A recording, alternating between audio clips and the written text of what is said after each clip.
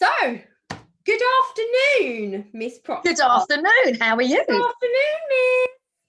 Hi, Miss. Right, first of all, obviously I know you as Taz, Tara You Proctor. do. How would other people recognise or know you? What are you known for in your field? In my field, obviously I used to play a lot of football when I was younger. So I used to captain the England's women's team. Just casually drop that in. Just casually. So yeah, I love my time. I love my time with the England squad, and obviously playing football over the years, Nick. You know, I've known you for years, and I love it. It's a great sport, and it's helped me a lot, obviously, because I'm very hyper. So we'll talk probably a bit about that later. You know my energy levels, through the roof. So yeah, I used to obviously captain England, played a lot of football. I played a lot of tennis when I was younger as well. Any kind of sport really, Nick. That was at regional and county level. And then now I was at Erith School for 15 years, running their sports centre, as you know, where we met. And I left there, and now I run my own fitness business called Fit and Fearless. So you can say that, you've jumped from one fitness thing to another. You're just constant. It's been your life since forever. It has. And Sport. What years were you captain? So I can, if anyone wants to look you up. Oh, I've got to be 2000 and God, how old am I now? It's got to be back to 2001-ish, something like that, Nick. I think 2001. And can we be guaranteed some really bad haircuts if we look back? Not just the haircuts, Nick. Really? I might look a bit different to I look now. All right. Well, see, there's a little teaser trailer there where everyone can look that up. You'll be getting Googled now. You're getting Google alerts. Yeah. So suffice to say, you're an expert in your field. That's why I want you on board with us. So what's school like for you? Do you know what, Nick? I've got to be honest. I loved school itself because of my mates. I am a very much, you know me, a people person. I've got a lot of energy. I bounce off of people. I love to be around people. That is just generally, I just do. And when I was at school, I was always with my mates. I was always in big groups, playing football with the boys. But school itself, I didn't find it easy. I had to work hard. Because I've always been quite hyper. That has been a bit of a problem for me, especially family life, because when you don't sleep at night and it's 11 o'clock at night and you're going to your mum, can you come and see me? It causes problems, and your dad's going, go to sleep. So I've always been hyper. I've got so much energy, and I've still got it today, which is why my job suits me, because I'm doing a lot of classes. Do you know what I mean? So for me, I used to play in the playground a lot to burn up my energy so that when I went back into class, I could actually concentrate more, because I get distracted easy. I forget things quite easy. All them kind of attributes that you get for that kind of thing. And I'll be sitting there and I'll be in a being welled and this, that and the other. So I had to get rid of all my energy. Otherwise, I'd just be a bit disrupted in class. I had to channel it into a sport, come back into class and concentrate for at least 40 minutes in a class. It's a big ask. Yeah, it was hard. It was hard. I find it hard to retain some things, so I really have to work hard. I'm a grafter. Did work hard. Started off in middle band. Just failed my 11 plus. Went up into top band, which is the grand in 6 months, but I did feel out of my depth. Yeah. So of course I'm not great at maths and stuff like that. So I really had to channel it, and sport was the only thing that could keep me on track, really, Nick, to be honest. So doing what I'm doing today. It's interesting that it was almost like school was in the background, and all these challenges were going on for yourself, regardless of, like, almost like school was a social thing, and where you had to work, and you kind of worked out for yourself that being very hyperactive, you needed to do those things, and that was intuited by you as a child. But what about did you have teachers that, was it like a bit of a, oh, she just talks too much, or was that really? Yeah, I mean, obviously I did. I mean, you know me, Nick, I like to chat now. I'd sit here all day and have a chat with you. But yeah, it was. And I think I just had to curb it. And I tried to associate with people that had that kind of like calming influence on me. So I always used to sit next to somebody, not to chatter, because I used to get told off a lot if I was sitting next to one of my mates, because we used to chat. So we used to get split up a little bit. And I used to get over one side, and you know, and I'd always sit next to Tina or Catherine and just sit there with them, and it was a bit, but you know, that is just me. I think it's just got so much energy, and I've got so much going on in my brain. Even nowadays, Nick, I watch a film and I'm restless. I'm downstairs and I'm up, you know, I find it very hard to sit still. Yeah.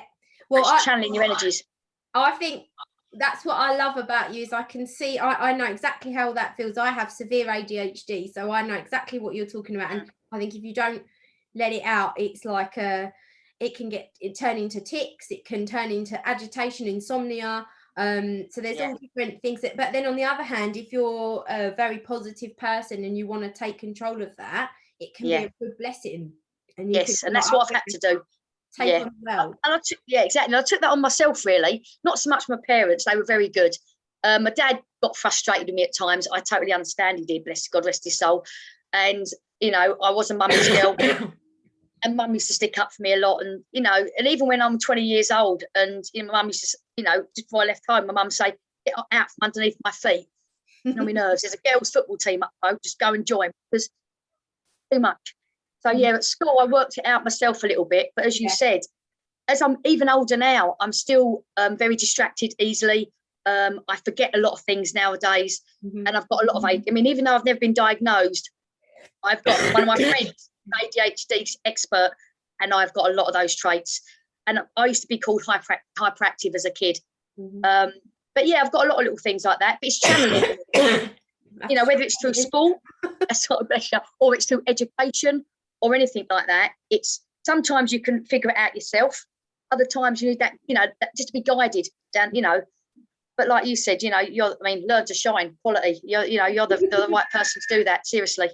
So brilliant. I was going to say, obviously you've worked with us before and you've come down and you've met pupils and you've seen what our enrichment classes are all about. What is it about Learn to Shine that you think's so good? Do you know what I like about it? The fact is, when I turned up, it wasn't just the kids, Nick. It was the parents. Whoever was caring for those kids, whether it be a carer or guardian or parent, they were there with them. And I like the way that you support them as well, which is brilliant. But the kids, they're all different. They've all got different, but it doesn't matter how different they are. Different, in my opinion, is good, because it'd be boring if you're all the blooming same, to be honest. So for me, it's the way that you can channel, because they've all got special things. Everybody's special. It's just with you, you know, it's having the time to sit with them. They don't feel rushed. They don't feel judged. They don't feel like, you know, they're not as good as anybody else. It's making them believe in themselves, giving them the confidence, because once they've got self-belief and a bit of confidence, honestly, the progression will happen. Absolutely. But it's the environment for all of them that you give them is brilliant. They all get on. From what I've seen, they just seem so happy when they're in that environment, because for them it's like a weight's lifted, they're chilled, they're relaxed, and when you've got that mindset of just like, I'm here, I've got no pressures, I'm just going to do what I think. But the way you treat them, everybody is different, and you just, I don't know, Nick, what you do is just amazing. And they all love you, and I can see not just them but the parents, they absolutely idolise you. Oh, that's really nice. Oh, amazing to see it firsthand. It's incredible, absolutely incredible. Hi. Oh, bless you, but it's true, Nick. To be able to have that effect on some young kids that have, you know, they're struggling emotionally, mentally, they're struggling, and to go to a place where they just feel that they belong is just, honestly, I can't say it enough. It's amazing, Nick. Oh, thank you.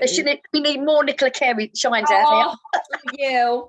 Well, I was going to say, quite often people will say to me, oh, when you say you're a teacher, they go, oh, what do you teach? And I sort of, well, I'm like, well, technically I teach art, maths, English, whatever it is, math.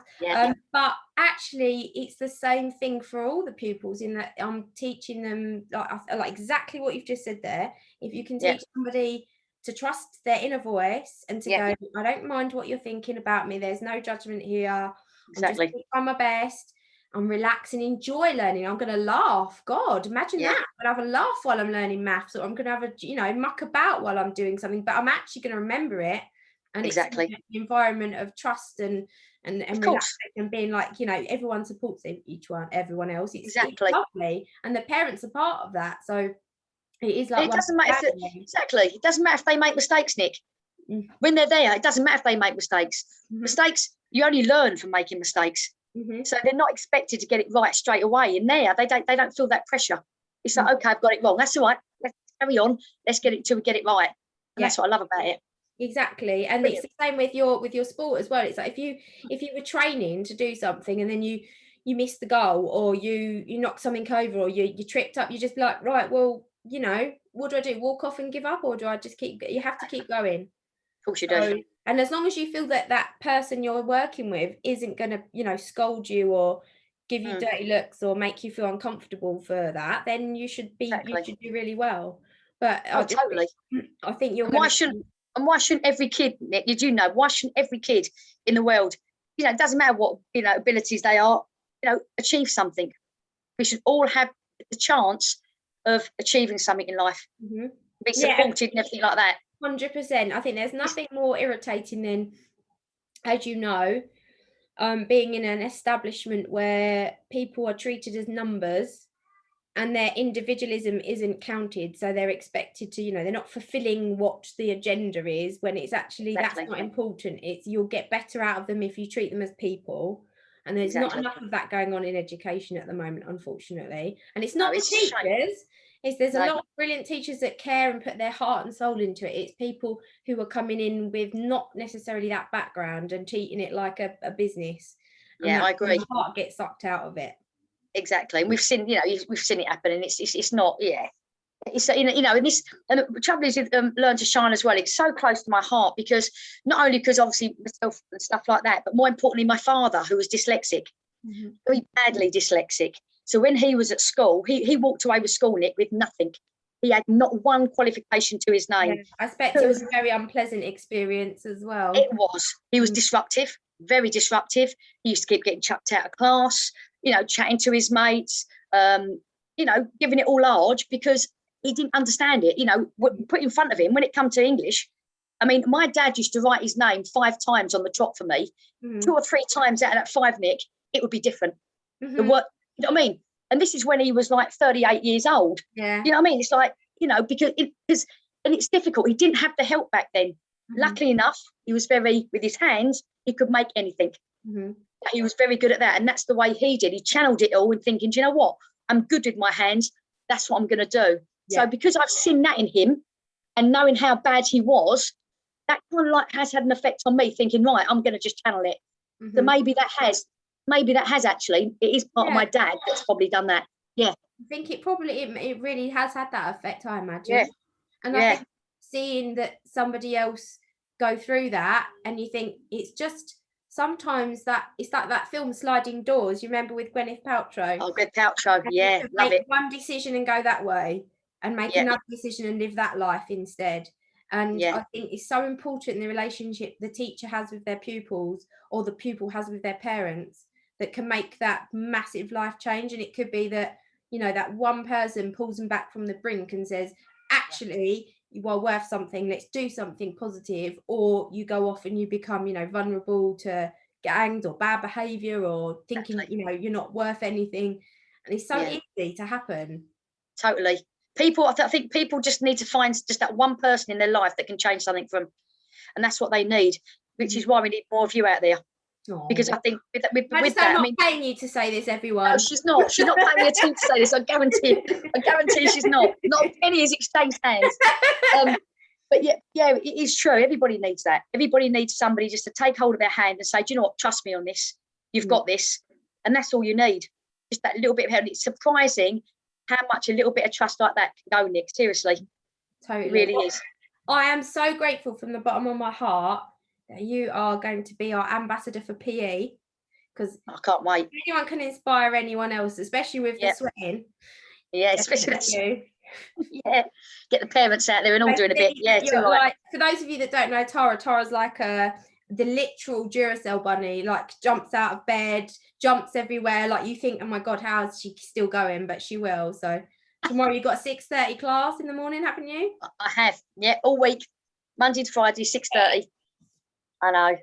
I don't like, as you know, I'm a late bird. I don't like early mornings, but I do it. I do it. Exactly. Well, it is. I'm so pleased you're part of this journey with us. I'm so chuffed. When we get set up, we'll have you down to meet all the pupils, and we're going to have a big old welcome party, I think, if we can, COVID permitting. of course. And Nick, I feel really privileged, darling. Seriously, I really do. I feel privileged. Oh. Yeah, I really do. Getting all emotion. Oh dear. Thank you, darling. It's brilliant. Yeah, I'm really chuffed. Oh. Well, okay, we'll keep everyone up to date, and we're going to have your name in the lights, and we'll speak soon. Will do, Nick. Take care, darling. Mwah.